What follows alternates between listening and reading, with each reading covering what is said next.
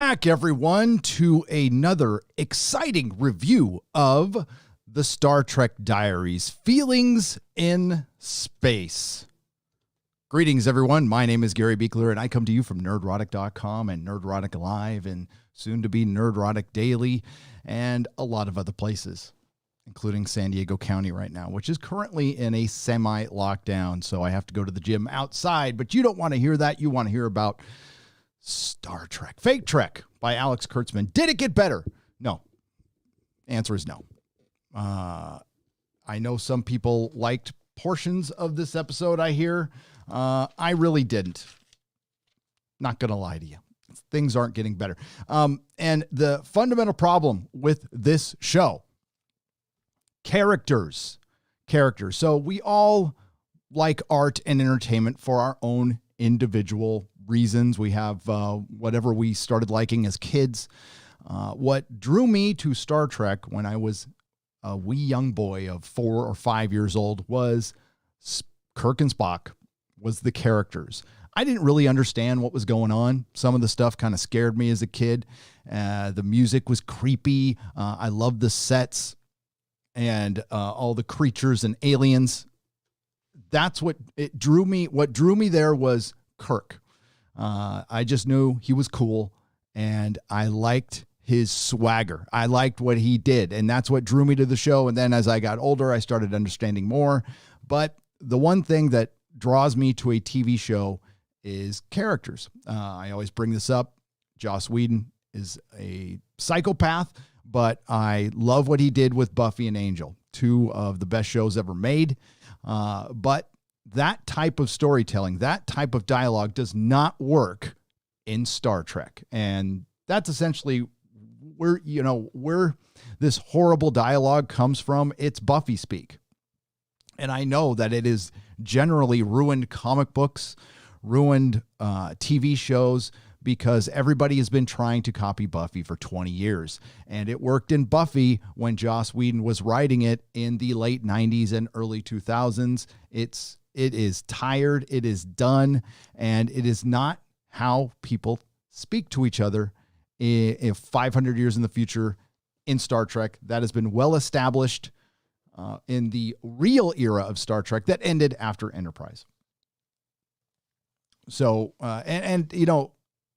I knew this was a CW-like show, and this is firmly in Michelle Paradise's hands. So as much crap as we give Kurtzman, we need to be, hey, this is part of normalization and normalization of criticism of an individual named Michelle Paradise, who has made this show even worse because of the feelings in space, the feelings in quarters, the feelings on the bridge, all the forced freaking tears and drama. And remember when Star Trek was an adventure show? Yes, there is a lot of talking and problem solving, but there was still some adventure involved. Now it's just, we're going to throw in some adventure in the background so we can get to the little sappy scene. Now, there was a moment that I liked because I like David Cronenberg, and he's in this, and he stands out like a sore thumb in this, especially wearing glasses, and we'll get to that. But things aren't going to get better. We're 3 seasons in. This show changes every season, by the way. This is basically a season filled with bottle episodes. You can tell they're out of money. They're shooting everything on sets. And I predicted that because whatever they were spending on, my God, the first season, which was reportedly one of the most expensive shows ever shot. And it doesn't show. I think the effects are terrible, especially compared to something like The Mandalorian, which some people like, some people don't like, but you can't argue it's a pretty good looking show. And I think they have really changed the game on how you shoot things. And the main character in this show that everything revolves around is Michael Burnham. And this character is not going to get better, and it's because of the individual actress. Now, I have been accused of many, many things on this internet, including being a white supremacist and many other things, because I dislike a show called Star Trek, and I dislike the main character because, well, the actress isn't very good in the role. It's simple as that. There's horrible writing involved too, so it's not all her fault. But she didn't really stand out to me in Walking Dead that much, and to wrap an entire show around this person is a big gamble. And I understood why you picked her, I guess, but I'm sure there are a few thousand other actresses out there that can be black females who would have done a better job. And it's just not good. And they force her into scenes, and we'll get to that. And welcome, everybody. So we finally get to Starfleet, the Federation, and it's not on a planet. As a matter of fact, I have no idea where it is. So I only watched this episode once in pieces, but I don't think they might have given coordinates, but it's not on a planet. The Federation is basically in a cloak bubble that is powered by a bunch of ships that I guess can never leave now because they're powering this cloak bubble. And the Discovery goes through the cloak bubble, and there's a lot of music and a lot of looking out the windows and going, we're home, and a lot of happy people, just expecting to be welcome back after 930 years after your ship had been erased from the records and the Red Angel suit. And thankfully that gets brought up. So they have to go through a debriefing. The Federation requests Saru, the first officer, and Adira Tal, but they're expecting Admiral Senatol, and they don't get that. And Adira, after they built up this character for an entire episode, is in it for like 5 minutes, and I knew they would do this. And they spend the rest of the episode saying goodbye to Yum Yum. That's right, Non, who I don't believe has said more than a couple of words this entire season. They gave her an entire episode and sent her off, and we're not going to get any more Yum Yum. I'm so sad. So we meet the commander-in-chief of the Federation, and his name is, I know I wrote it down here, Charles Vance. And then he, of course, has a security officer. I bet you can guess. It's a tough, no-nonsense female. You're right. You are absolutely right. So we'll call it stereotypical, tough, no-nonsense female head of security. That wasn't, I think her name was Willa. And they start questioning Saru, Burnham, and Adira. And they talk about debriefing. And they are very curious about how the ship can arrive almost 1,000 years later. And we find out right away Charles Vance is probably gay. Remember, the baseline of Star Trek now is bisexual. So it's a bisexual baseline. I haven't learned how to play that yet, but and I don't think I will personally. But there you go. I play bass, by the way. So Adira Tal gives a message to Vance, to Commander-in-Chief Vance, saying that Senatol would have come sooner, but he didn't want to leave Earth without seeing snow.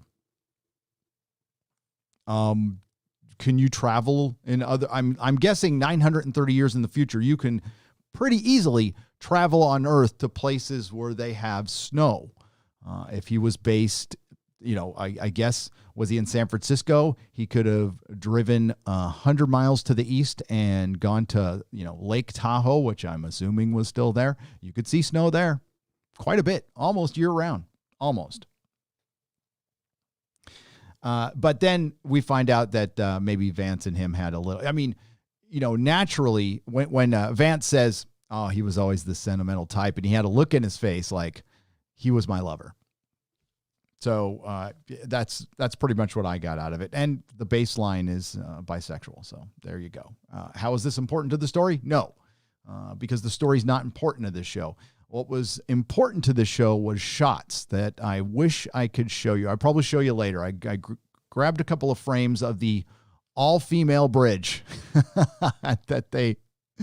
And if somebody ever watches the special features for the Blu-ray, or it might even have been on CBS All Access, there's somebody going, this was a really powerful moment. The first time it was all vaginas on the bridge, and all sexism is cured.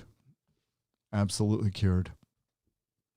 So we do get some information that the bad guys are going to be the Emerald Chain. I'm surprised it wasn't called the Daisy Chain, but I digress.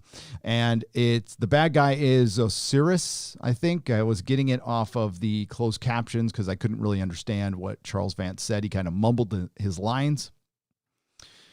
As they arrive and they're being debriefed, they're also bringing in some aliens who I forgot the name of, and they are dying of something. They went to a planet to scavenge and they ate something there, and the planet was irradiated or something. There was some environmental disaster, and all of them have 4 hours to live. So we have the Chris Chibnall arbitrary countdown clock going on to create drama.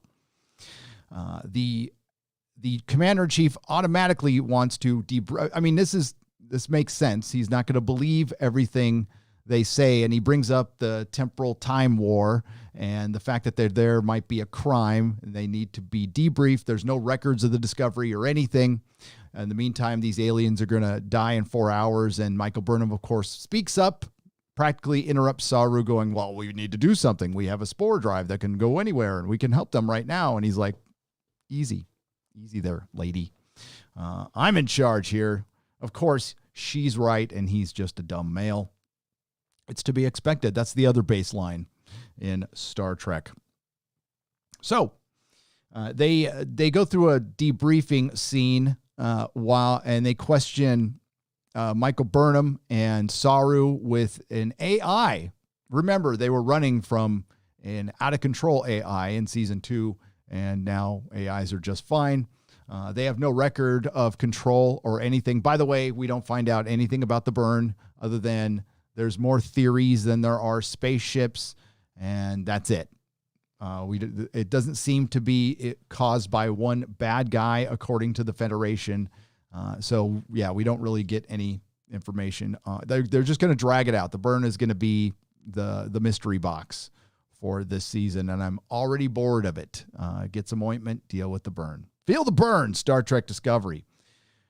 So in the debrief, they mentioned the Red Angel suit and that there was only one time crystal. Now, we know there's a bunch more time crystals on a planet in the Klingon Empire where that religious sect is guarding it, and the warrior race known as the Klingons never bothered to use them at any time in their history because reasons. No word on the Klingons or the Vulcans or anything really, or the Romulans. So there's a bunch of there's a montage of debrief scenes which are supposed to be cute and funny, but they're not. And this is where I got the Joss Whedon speak, where Dr. Hugh Culber is talking about his murder, but he goes, "Me and my murder, we're good now." You know, that's the kind of thing you would see in Buffy, but not in Star Trek, and it just doesn't fit. Of course, Tig Notaro playing Jet Reno, which is really just Tig Notaro playing Tig Notaro, is Tig Notaro. Not really enamored with Tig Notaro, but Hollywood is for some reason. I find her grating. And they interview Stamets, and they interview Non, and it's holograms. So the more interesting one is when David Cronenberg is interviewing Georgiou, and she breaks the hologram instantly by blinking.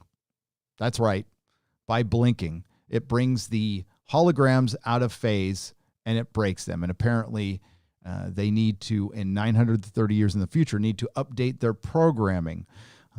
It seems that David Cronenberg's character, who I forgot the name of, is very interested in the Terran Empire. He's a bit obsessed with it.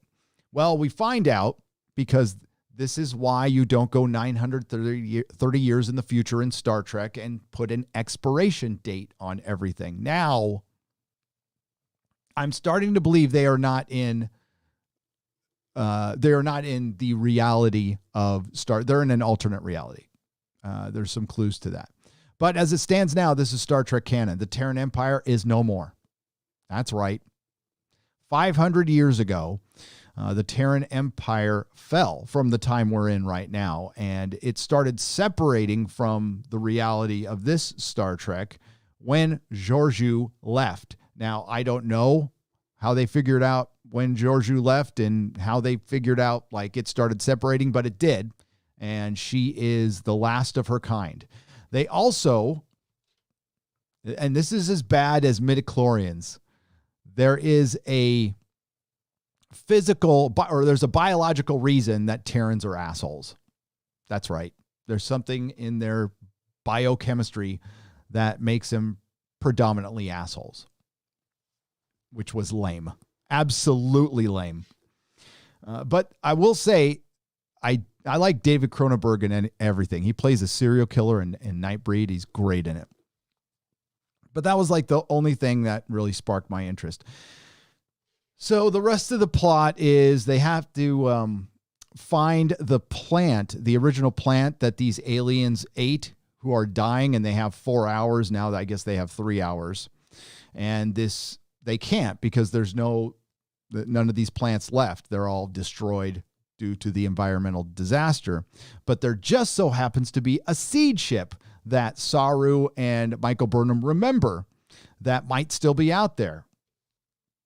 I forgot the name of the ship. And the ship still exists, but it's 5 months away, but they have the Discovery and the Spore Drive. Well, the commander-in-chief wants to basically retrofit the Discovery. If I were him, I'd be tearing it apart, trying to figure out how the Spore Drive works. But apparently they're not going to do that. And they're going to break up the Discovery crew this is while they're debriefing them, and they haven't debriefed anything. They've decided to break them up while they suspect they might be temporal time agents. So none of that made sense. Whatever. And of course, Michael Burnham talks them into taking the Discovery to go find this seed ship where they know where it is. And of course they just do it, and they spore on over there, and the seed ship is in an ion storm because we need to force some drama in what is a really boring episode. And we find out on this seed ship, and they need the seed ship because that has seeds for the plant that they need so they can find the antidote for the aliens. And remember, they got 3 hours left. Well, there's a Barzan family. I had to remember that. There's a Barzan family that was on this ship, but they all died. But there's one life form that's kind of blinking in and out, and it's the dad, and it was a mom and 2 daughters. And these bodies are in stasis, but they're dead bodies in stasis. And he's trying to find a cure, but something happened to him, and they don't know what it is. So Culber and Yum Yum and Michael Burnham, by the way, they're talked into going on this mission if Saru says, "I'll stay back," just basically as a hostage while you test out our trust. And if we do this mission fast enough, that means we're cool, right? So they go ahead and do it anyway. So they beam down onto this set, and it looks just like a set. And I mean, if they're trying to do a throwback to the 90s, cool. But I mean, for how much money they supposedly spend on the show, the set didn't look very good. And we find out that the dad was beaming into the seed pod at the time of an ion storm, which quantum, and he's neither here nor there. He's out of sync, so he looks like a ghost. In the meantime, we have Yum Yum basically reminiscing and crying, looking at a hologram of this family, like playing cards and stuff, and she talks about how she wants to go home. Hugh Culber says, "You can sit here and reminisce on this mission where we have 3 hours or everybody's going to die, or those aliens are going to die. You just sit here and reminisce, and I'll go do all the work." And Michael Burnham goes into the seed pod, and she sees the father who kind of he tries to attack her, then blinks out of existence. And to make a long story short, they figure everything out. They end up just beaming him onto the Discovery, and he beams back, and he's fine, but he still has horrific internal injuries, so he needs to leave to go to sick bay. He's in shock because he's a weak male, and he's sitting there, and they need him to unlock the code for the seed pod so they can get the seeds to go save the aliens, which they have 3 hours left or 2 hours left at this point. And he won't talk to Non, a member of his species. So Culber, instead of talking to him himself, goes, "Oh, well, this is a moment for Michael Burnham." And he goes, "Michael, we need you to talk to him." And she even goes, "Why?" "Well, she is Barzin as well, so she's being too nice to him. And we need an asshole like you. And it actually works because she sits down and the first thing she says is, your family's gone. I'm sorry, but we need your help. And of course, she talks him into it. He gets up. And the passwords for the seed pod was his daughter's names, which maybe they could have figured out. I'm not sure. And then Yum Yum unlocks it. They get the seeds. Everybody's okay, but Yum Yum wants to stay back because the father doesn't want to leave. He wants to stay even though he's about to die, but he doesn't want to live without his family. So Yum Yum decides to stay and give him a proper burial, blah, blah, blah. So we get rid of Yum Yum. And then everybody's cool. They get back. Everything's fine. The Federation trusts them now. They only debriefed like 5 or 6 people. And I guess they're not going to break up the Discovery. Saru looks like a complete punk with Michael Burnham always talking over him. I mean, they might as well just make her captain. I don't know what they are waiting for. And she did. There was a scene with her on the bridge, and it focuses in on her, and that's what my thumbnail is. And she's all black alert. And then they pan back, and it's all women on the bridge. I think there's like one guy in the background, but that's what that was. We need to get a situation where there's all women on the bridge. Will it fit in the story? Story schmory. That shit doesn't matter. It hasn't mattered for us 2 seasons. Why should it matter now? But the worst offense is destroying the Terran Empire in one little scene. There's an exchange between Giorgio and David Cronenberg where she's kind of obsessed with his badge and he hands it to her for some reason. Then she breaks it and he's unimpressed. And I don't know how she could break a badge, whatever. But Giorgio is clearly upset that she is the last person of her race. So I'm guessing this is going to set up her return to the supposed Section 31 show that they haven't mentioned. They'll probably make it. CBS, I hope CBS isn't asking for bailout money because they apparently don't need it. If they can waste money on Star Trek, I don't think they need any, Hollywood bailout money. I don't even think they need tax credits at this point. They must be doing just fine if they can flush all this money down the toilet to make this garbage. But by the way, they will be getting a bailout. All of Hollywood will be getting a bailout.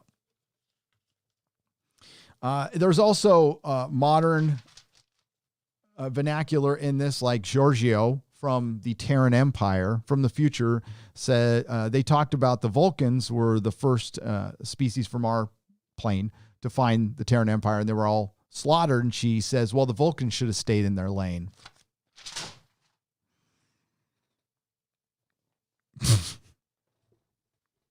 So I give this show a D. A D, an STD. I give it, it's awful.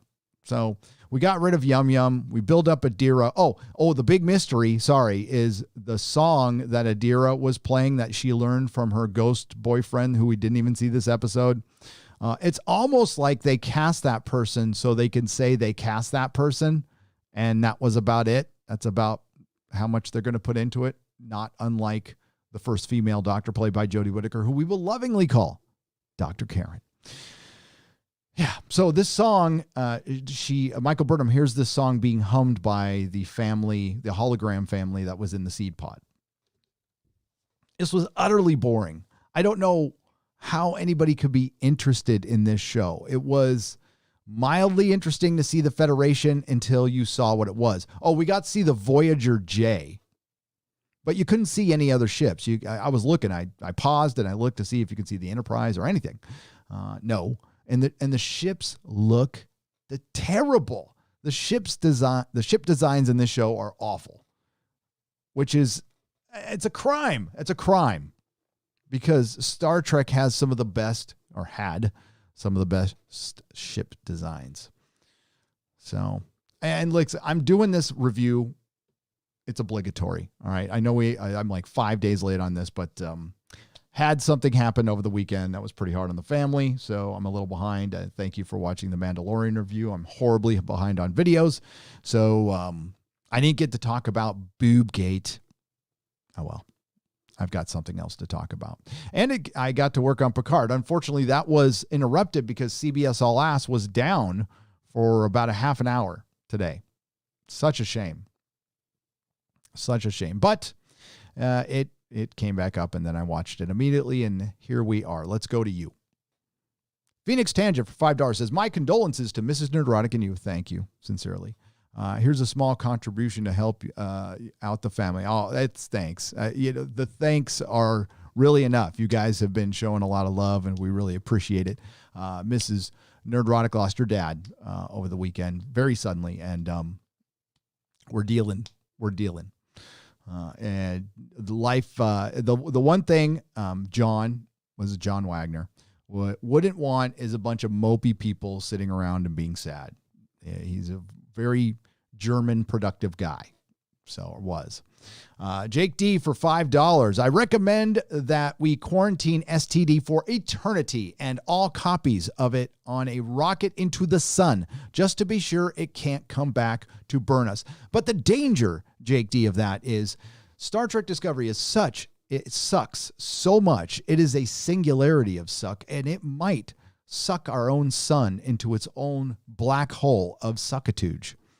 But thank you, Jake D. Hail, check out his channel. He's an up-and-comer. Fear of FEMA for $5. I liked STD Season 1 and 2, and even I'm giving up on this season. It is Andromeda with white guilt. I mean, the burn, right? Right? And listen, it's okay. I have never, ever made a video or talked about anyone who liked this show who hasn't come at me and called me an ist or a phobe. If you like The Last Jedi, or you like Star Trek Discovery Season 1 or 2, or Doctor Who Season 11, and you like it, and that's it, you just say, hey, I like it, and I respect that you don't like it, we're good. We're good. We're always good. It seems to me that the only thing that other channels who like Star Trek Discovery can talk about is us, instead of just telling people how much they love the show. I'm not doing any damage to Star Trek Discovery that it isn't doing to itself. The worst thing that can happen to Star Trek is to have Alex Kurtzman make more of it. I have said that since the 4th review of Season 1. And I will continue to say that. There's nothing I can do, Doomcock can do, Midnight's Edge, Robert Meyer Burnett, The Critical Drinker, Red Letter Media. Okay. Maybe The Critical Drinker and Red Letter Media. I think they might have actually done some damage to Star Trek. Now, I know we're inside their heads.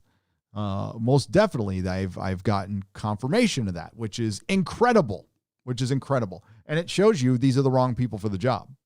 Because if they let people like us get to them, please. I am just a man surrounded by my plastic pals. Polaris sucks for 2 Canadian pesos. Hi, Gary. Thanks again for all the content. STD is crap. You are welcome. STD is crap. Thank you for all the support. Thank you for being here. Thank you for liking the video. Thank you for sharing it out and subscribing and all that. I am grateful for you all. Ret1 already. Is it Ret1 or Ready? For $10. Hail, Gary. I stopped watching this mess 3rd episode of the 1st season, so I really don't care about it. I just like your company at happy hour. Hail, James T. Kirk. Hail, James T. Kirk, the one true captain. Oh my God. So I made some real progress. Like past George R. R. Martin progress on Picard. And I get motivated when I do watch it, because it pisses me off so much. Picard is the perfect failure. That's probably what I'm going to call the video. They had to try really hard to screw up that show. I mean, Star Trek Discovery is damaging to Star Trek, and I would argue that it's doing the most damage right now. But I think Star Trek Picard is worse because of the motivations behind it and the person behind those motivations, which was Sir Patrick Stewart. Et tu, Patrick, et tu. Manafort 665, neighbor of the beast. Had no idea you were my neighbor's son, Gary. I'll tell him you said hi. Your neighbor's son. Oh, yes, I am. Oh, dude, I'm blonde. like naturally. So it like took me a while to get that I'm wearing a Son of Satan shirt. Hey.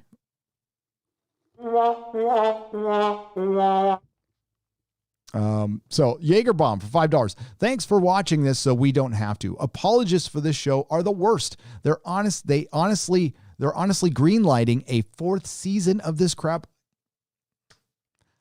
What do you do? I mean, are they doing it? I mean, they have to be getting some money. All right. I've heard they're losing tons of money, but the thing is with streaming services, it goes into the pot. So as long as your pot is still making some money, and CBS All Access had to rebrand, it couldn't be making much. But the things people watch the most on streaming services are not new shows. They are old shows. That's why, there's bidding wars for Friends and Seinfeld and Cheers, because that's what people are watching. They're not, I remember an article that said Star Trek Discovery was the most watched original show on CBS All Access. And they said the same about Picard, the most watched original show. I bet you they have MASH, right? I bet you more people are watching MASH. Oberon for $5. Hey, dude.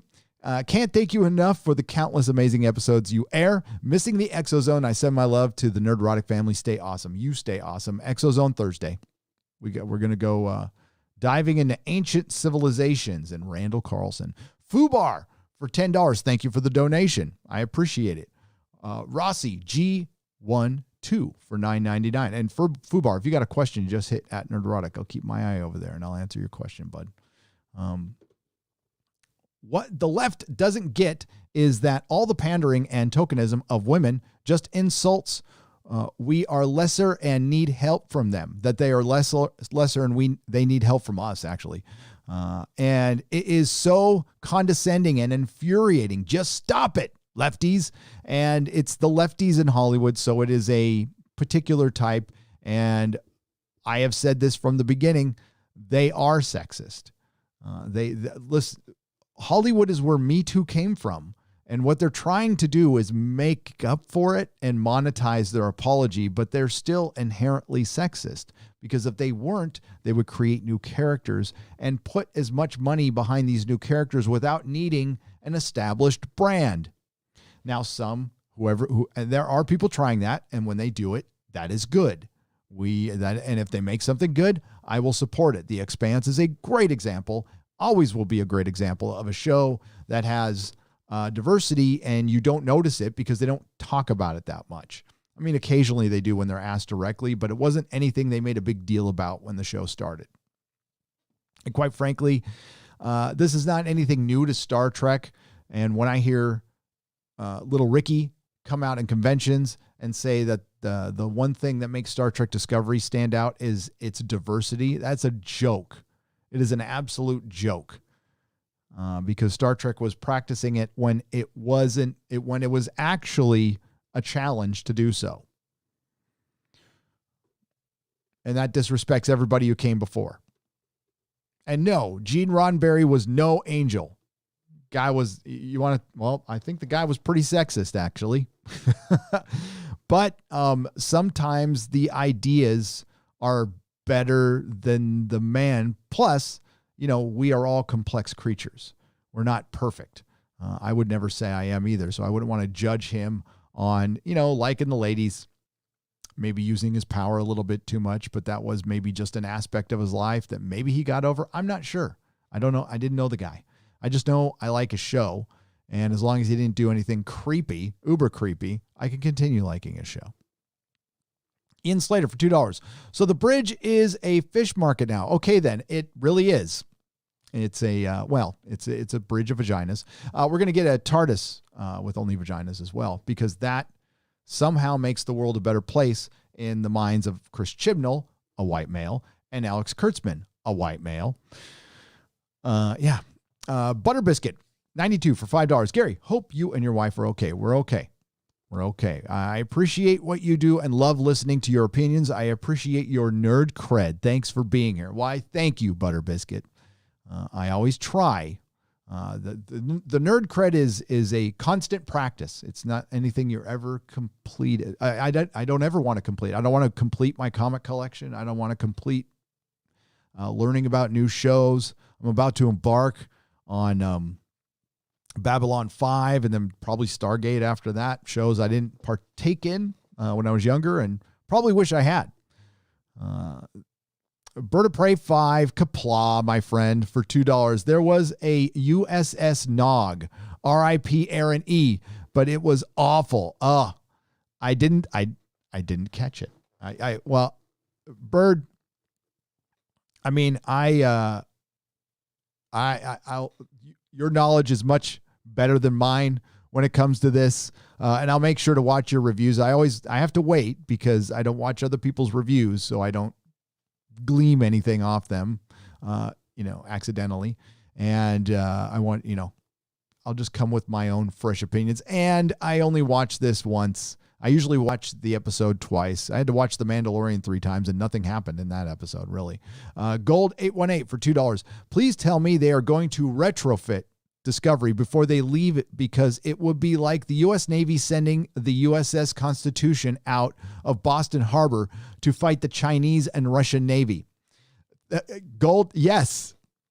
For one, the Federation would not let the Discovery go without having its designs and copying the ship in secret. They had a Section 31, and yes, I know it went sideways in season 2. Well, season 2 went sideways. But no military organization would allow there only to be one ship and them to scrap the plan. Same with the Red Angel suit. It's bullshit. And that's why when they said the Discovery and the Red Angel suit were erased from the archives, somebody would have a backup. Somebody would have kept the story alive. There's no way every single person in the Federation or the few who knew about it would let that information go. Are you kidding me? Gold 818 for $10. Please at least update their database, medbay, weapons, even the most basic cheap upgrades is better than what they have, and do something with the transporter room, please. Yes, Gold 818. It sounds like they're just going to let the Discovery go as is. And they're going to add another female to their crew, the sassy, stereotypical, hard-edged, no-nonsense female security officer, because we've never seen that before. It'd be different? Having a dude. That would be different at this point. Chris Baker for $10. Discovery is produced with the participation of the Canadian Production Service Tax Credit. It's at the end of the credits, every episode. So this Drek is subsidized by Canadian taxpayers. I am sorry. I am truly sorry. We subsidize Picard, and we Californians subsidize a lot of productions. But yeah, a lot of stuff is filmed in Canada now too, including The Expanse. I'm okay with subsidizing that though. Ben Parker for $5. A condolence coin. I thought the burn was Sanders. But he's the mystery box at the end of the series. I think it's going to be about Michael Burnham. It's going to be connected to this song, and they're going to find out that they're not in their. Maybe the show, if they go to season 4, will be trying to find their way back to their own timeline, because I think they're in another timeline. Oliver McLaughlin for 10 euros. Getting late in sunny southeast of Ireland. First season of Star Trek Discovery watched. Penance complete. No more. The Trek fix is still required, though. Thanks for allowing me to watch the shit again. Or allowing me not to watch this shit again. No, Oliver, you do not have to. There is plenty of Star Trek to go back and enjoy. I will cleanse my palate with the Next Generation episode. I guess it was announced today for Doctor Who fans out there that on Doctor Who Day, the BBC, I guess they're going to do a rewatch of The Timeless Children, the episode that killed the show on Doctor Who Day. I mean, blasphemous is not even a word that comes close to describing how I feel. So I will be offering some counter programming that day, and probably a video. That is in, less than 10 days. Why did the blonde stare at the car ahead intently? Because it said, why did the blonde stare at the car? It said, okay, let me try this again. Ben Parker's doing a blonde joke for $5. Why did the blonde stare at the car ahead intently? Because it said focus. Ah, there you go. Right. Give you a little laughter right there. Bear Business One for $30. You mentioned MASH reminds me of the incredible characters and acting on that show and the meaningful deaths when character left. Yes, MASH was a brilliant show. Absolutely a brilliant show. Thank you for the $30, Bear Business. And I remember watching the last episode, which for the longest time was the most watched episode of scripted television ever. I don't know if anything's beat it. But it was huge and it had a great ending. And I went to Malibu Canyon. You can camp at Malibu Canyon. Oh, there was a fire there though. Well, back in the 90s, I went to camp there and there was still a Jeep. That's where they filmed it. And there's still a Jeep and a couple of props left behind. FN for $6.66. The super chat of the beast. Hail, Gary. My condolences to you and Mrs. Yeah, thank you very much. I appreciate it. Canadian news, Star Trek Discovery French translation discontinued. No team wants to work on it. No buyer. So proud of my people. Oh, is that true? Oh my God. Could you email me that? FN, Gary@nerdrotic.com. I left this out for Game of Thrones news. It's just hitting me right now. The Spanish publisher has dropped the series. They said it's become too expensive, and I think it has something to do with George R. R. Martin not finishing the book. Look for more publishers to do that. Emotionally unstable amphibian for £5. I'd love to see Captain Marvel versus the Homelander in a death match. She would just wipe the floor with him. But yeah, I mean, in a real fight, yes. I'd like to see Katie Sackhoff play Captain Marvel because it would be better. Leo, I actually liked Miss Marvel. It was a character I liked as a kid. I have her complete comic run. I liked it when they brought her back in the mid-aughts because she still acted like Carol Danvers. But not anymore, thanks to Kelly Sue DeConnick. In the current streaming world, we could see the continuation to Firefly or a spinoff, says Leo William Cullen for 5 rubles. We could, but I don't know if I'd want to see anything written by current year Joss Whedon. Now, he's got an HBO show coming out, but Joss is gone, man. He is gone. He likes to hang out with Anita Sarkeesian. I think more than hang out, but that is pure speculation on my part. Nerd Cookies. What's up, Nerd Cookies? She's got a great channel. Go check it out for $5. I gave The Mandalorian Chapter 11 the same rating as you, 8 out of 10, but I'm enjoying the show overall. Still feel dead inside about Disney Star Wars, though. Yeah, I hope as I review this kind of the same way. Yeah, there's still a bias. Like I'm not gonna lie to you. I'm fucking mad at Star Trek Discovery. I'm mad. But if something good happens, I'll tell you. David Cronenberg being in this, I mean, that's, you're trying, at least you're trying. They're incapable of it though. I do believe Michelle Paradise and Alex Kurtzman are doing their best. When it comes to Star Wars, I haven't read my comments because the review came out when I was asleep because I was up till 3 a.m. I don't know. I worked on that video so hard. It's like a Nerdrotic live video, but it's getting a good response. So the thing is with Star Wars is it's dead to me. I will never come back. I can review this episode. And yes, I do pay for my Disney Plus, but I write it off. It's a tax write-off for me. And it doesn't really help Disney that much, my $10 or whatever, but I'm not going to steal it either. Now, will I do that for everything? Well, I watch Doctor Who live in the UK, and VPN allows you to do that. But when it comes to watching the episode, I'm not a fan anymore. So I'm pretty much objectively watching it, and it's okay. It's okay. It's not anything groundbreaking at all, other than technically it's I hate this term, but it's true in this case. It's a game changer, technically. But story-wise, it is the most basic, bare-bones stuff. What you have with Star Trek Discovery is you have untalented writers trying way too hard and putting their agenda first. At least in The Mandalorian, most of the time, they do not put their agenda first. Why is my stream buffering? What is going on with the internet today? What is going on? Hang on.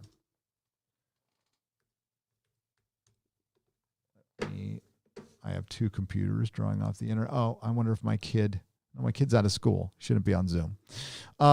So I digress. Sorry if I'm buffering. That with Disney, I'm not going to support them other than that. I'm going to give an honest review of The Mandalorian, and I'll probably, if they offer like Gina Carano toys, I'll buy them secondhand, but I don't buy, I mean, like I saw a Tron action figure. I wanted to buy it at the store, and I'm like, nope, hell no. If I get it, I'll get it secondhand. I won't give Disney money. The same goes for the BBC, and the same goes for Star Trek. But yeah, I thought this episode was fine of The Mandalorian. But I'm also turning off like logic because there are major plot holes. And the biggest problem with The Mandalorian is it exists in the world of the Disney trilogy. That will never go away. They are not going to erase the Disney trilogy.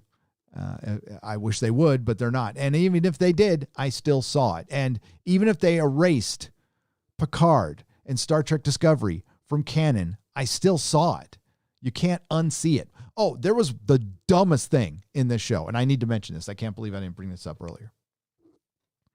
So at the end, when everything's cool, remember that the commander-in-chief thought they were temporal time agents, and he's got no verification. And he said, listen, I want to believe you, but I need proof. And they did not provide any proof. They just did one mission to show that they were trustworthy. Well, spies do that shit all the time.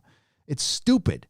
So Saru talks him into it by bringing up the Renaissance. Okay.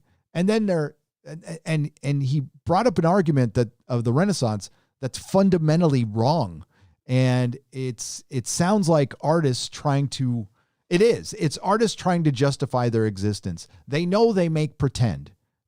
They know they make obscene money doing it. And in times like these, they probably feel a little guilty. Well, you really shouldn't.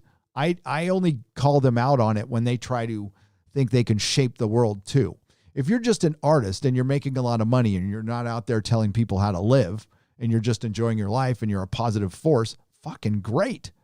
That's inspiring and that's brilliant. But when you're one of these people who think because you've got a big bank account, all of a sudden you're smart and you need to you use Star Trek as a motherfucking platform, that's when I start to have a problem. So this argument that Saru gave for the Renaissance is a painter showed that we could think three-dimensionally. I forgot the painter's name. And that's what started the Renaissance. No. You know what started the Renaissance? A good economy, warmer weather. The Renaissance was followed by a cold age, like a mini ice age, and it brought on a lot of sickness and death and plague, and there was war in nations. But what brought them out was warmer weather and a better economy, so people can afford to pay artists and master builders and start building cathedrals and stuff like that. So what started the Renaissance was money. Money started the Renaissance, not artists, because you need to be in a comfortable economy for artists to get paid and make a living off it. Hollywood's about to find that out. The art doesn't come first. It is a product of it. Jesus, these people, but they need to justify themselves. You see that, and that was 200-watt studio for $5. Inspired by BBC showing Timeless Children on Doctor Who Day, ESPN will show O.J. Simpson's greatest Super Bowl plays on Nicole's death day. That's terrible. Thank you, 200-watt studio for $5. Adrian Barrera for $5. Hail, Gary. Finally decided to buy The Phenomenon. It's really good. Thanks. It's a really good UFO. If you're into UFOs, it's a UFO documentary. It came out about a month ago. Doomcock and I reviewed it on the Exozone, and I loved it. It's a good primer if you're getting into it, and there's some new stuff in there. If you don't believe that stuff, that's fine too. I'm okay with it. Jonathan King for $9.99. I connected more with the Dolphin from Sequest DSV than I did with any characters from STD. Thank you for what you do, Gary. You are welcome, and you are right. Yaphet in the Orville has more of a personality than anyone on Star Trek Discovery, and he is a ball of snot. And I feel bad for Doug Jones. Doug Jones is a real Star Trek actor. He does try. He's given nothing, but he's the guy coming to work, and he's the one with the talent. Doug Jones is one of the more talented actors in Hollywood. He doesn't get a lot of roles because he's not pretty. That's it. Sorry, Doug. I think you're pretty inside, but he's not like this hunk or anything. So, but as far as his acting talent, it's brilliant, because anybody who can emote through that much makeup is brilliant. Just ask Pedro how hard it is to emote through a helmet. People can do it. Doug Jones would be a lanky Mandalorian, but he'd be a better one. Nicholas Horton for $2. Hail, Gary. Dr. Woke filming has begun. It has. The UK is in lockdown. Businesses are being crushed, but pretend is happening. Oh, thank the gods. Thank the gods. All I can say is I'm sorry, UK, because I know there's somebody in the UK who's got a restaurant, a bistro, a bar, a pub, whatever, a coffee shop, a bookstore that can't open right now. But Doctor Who, a failing show, continues to get made on the government's dime, or on the people's dime. There's going to be a point where they can't get away with that stuff. And, if Doctor Who had any sense of humanity, they would go, you know what? We should lock down too. Now, is it good to have some production and some people going and working? Sure. But I think there'll be some people who question things going, well, I'm told I'm not essential, but this is. Well, I'm here to tell you every small business is essential. I would say close down Walmart and keep the small businesses open here for a little while and drive more people to small businesses. You're still walking into a store. I don't know what the difference is because Walmart sells toilet paper. Well, start selling toilet paper then. Chris Lawley for £5. Sci-Fi Babylon 5, Star Trek, Doctor Who, TV 21, Captain Scarlet will live on without theft of unoriginal writers. They all will, Chris. But the thing is, like, Star Wars has been ruined. I can't go back and watch the original trilogy without thinking of the Disney trilogy. I tried, but I can't. Somehow I've managed with Doctor Who to still enjoy the classics without it being ruined. And the original series, Star Trek, is fine with me.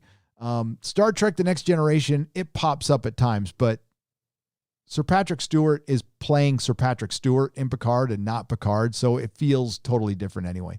Condolences on your family's loss. Thank you. Love to you and the wife and the family. Prayers coming from my way from me. JPRPH1 for $4.99. We will always accept them. Prayers are a good thing, and that's coming from an agnostic. So thank you very much. Let's go to the chat. I'm so tired of this BC bull, says JP Meyer. I am as well. And the only way it stops is when everybody stops paying for it. But I think right now, this is going to be a time, and I hate to turn around on this one, because when the streaming wars when that term came around, the first people I heard say it was Tom at Midnight's Edge, by the way. I want to give him full credit on that one. And when the streaming wars were starting, I was thinking, this is going to be a renaissance. This is going to be brilliant, because there's going to be so much competition that we're going to get like some really good shows. I couldn't have been more wrong.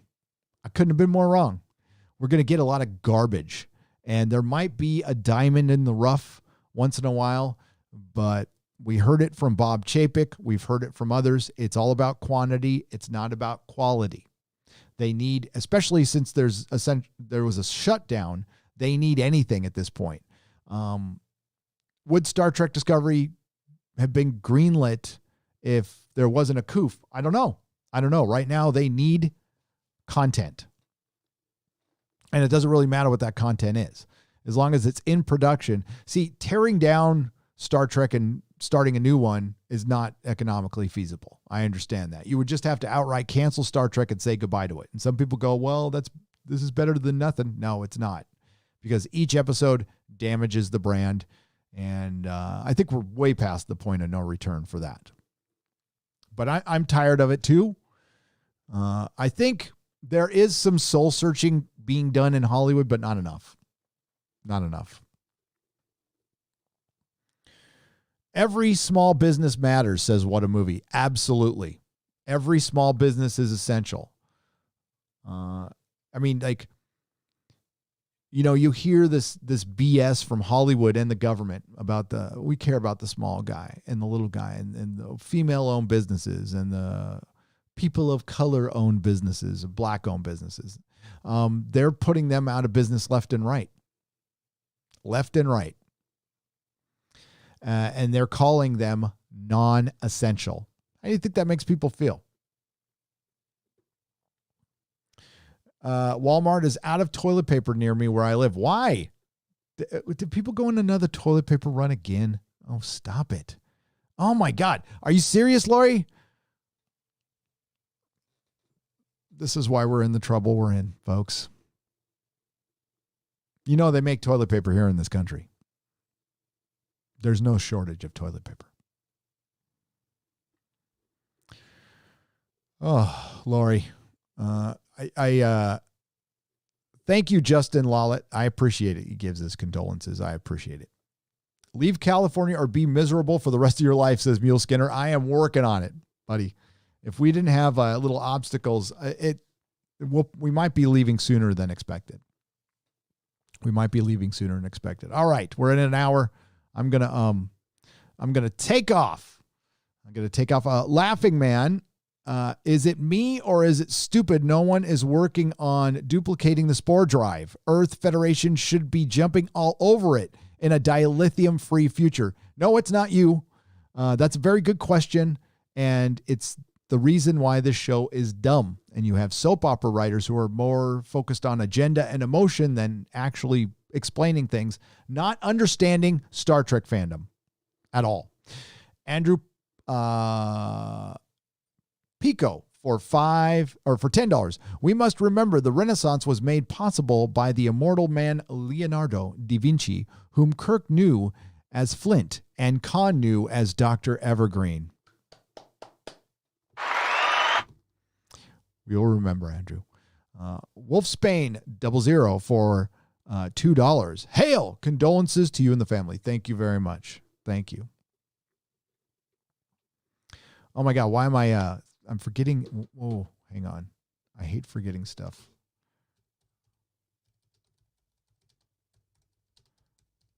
It was a Da Vinci movie with Bruce Willis. Oh my God, what was the name?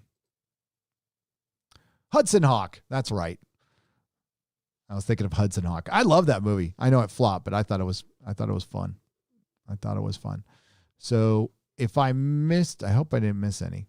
I refreshed and it doesn't look like I missed any. If I did, I'll get it on the Square Up. Lady Gravemaster is watching, who produced this episode. Thanks again to Perry Chan, who I'm going to be talking to here shortly. And the next live stream will be tomorrow on the Nooner, unless a video comes up. I'll still do a Nooner. I just don't know what time it'll be. Hopefully around noon. And then there'll be an Exozone on Thursday night. I'll be back on time with Star Trek Discovery Thursday morning, early, about 9 a.m. I'll do a quick review. And The Mandalorian, of course. And then Friday Night Tights. We got a special secret guest coming up. And it should be a fun show. So thanks to everyone who subscribed and liked and shared. Thank you to the Modrotics. Thank you to everyone who super chatted. And thank you for all the love you've shown with the condolences. We really appreciate it. I will see you in the next video.